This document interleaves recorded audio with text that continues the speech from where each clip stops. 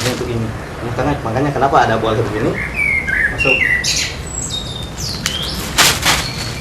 Boleh begini. Boleh juga telentang telungkup. Boleh juga telungkup telentang. Boleh juga ke dalam.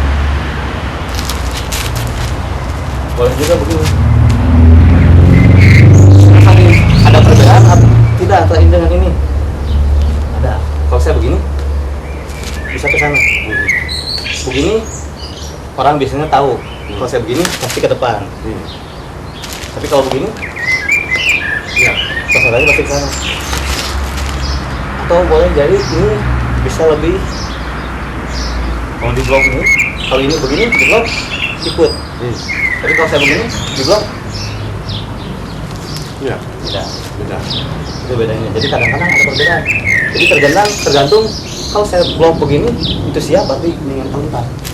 Tapi kalau misalnya begini lebih enak saya begini.